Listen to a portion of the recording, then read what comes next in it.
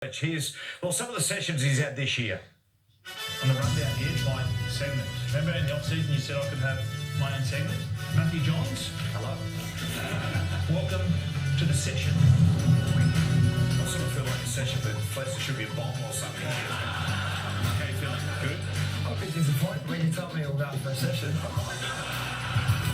We're going to get one lucky member of the audience to come and sit with me and ask Cameron some questions. Yeah. So we're going to do it a bit like, New Price is Right. Let's go.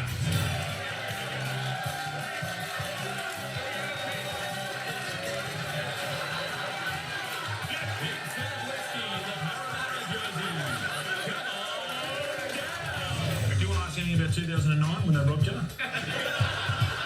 Is there any guilt there? Any guilt there?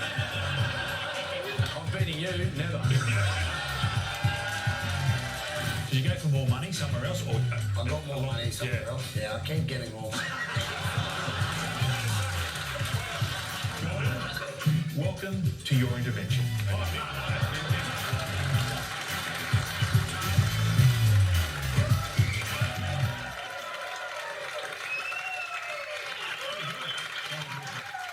Really good stuff. Yeah, thank you. All right, ladies and gentlemen, it's now time for the session with Nathan Brown.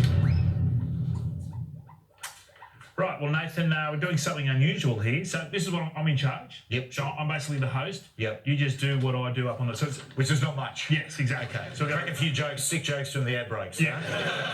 And go to the toilet often. All right, now, Brownie. 3 grand finals, 3 grand final losses. What was the hardest one to take? Melbourne, because we had it, I suppose, we're in a situation where we probably should have nailed it and we didn't. And you realise that at that age, you realise, the first grand final we played in, me and Gordy, it was our first year of first grade, it was sort of like, is this what you do? Yeah. And then we lost in 96 and then 99 was sort of, we thought this is our chance, Where did you feel it slipping away, Brownie?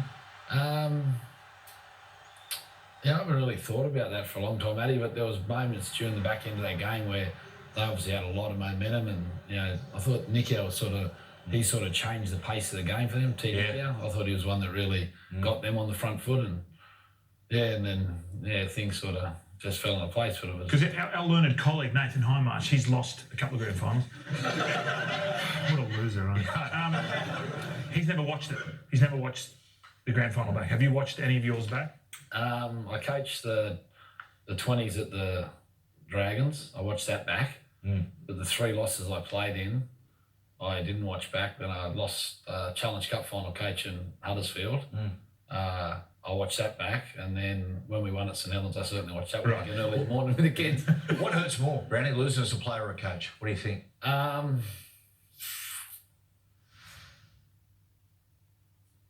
Maybe a coach, I reckon. Yeah. Just because when you lose, you're sort of losing yourself when you're a player. But when you lose as a coach, there's a lot of people that have put a lot of time in, and you feel like you're sort of responsible for a lot more other people. Yeah. I suppose if that makes sense. Yeah. They're all hard, but I think losing as a coach was definitely harder.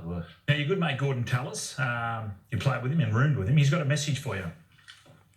Hi Nathan, I got a story for you. In the early 90s, we were living together and I had no clean clothes. I went to your drawer and I pulled out a pair of shorts and I put them on and I thought I looked okay in them. And we went up to Sizzler for dinner, and as I've gone to pay, you've looked and you said, they're my shorts. I said, yeah, I know they're your shorts, but I had no clean ones and I'll wash them for you. And you dacked me.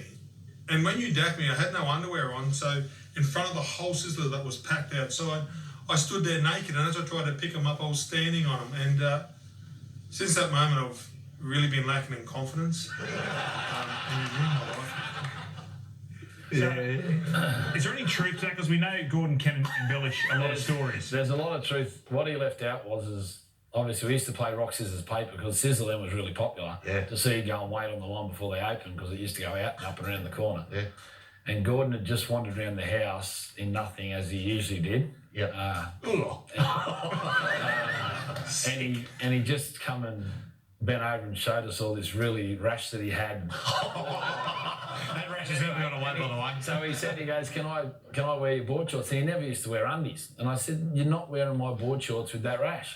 Anyway, so lo and behold, I go to Sis the next minute, Buggerlugs turns up in his shorts with no undies and a big smile on his face, and I knew he'd try and chat the girl up behind the counter. He couldn't help himself. Hey, still doing that.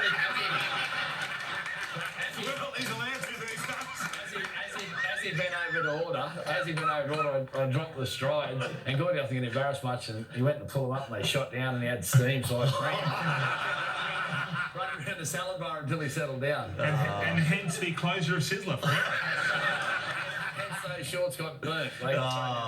Your highlights, I mean, you've played in some big games, but a low light would probably be against Melbourne. Was it 70-10 in 2000?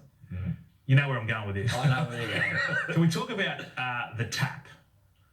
Let's have a look at this. Just remember this.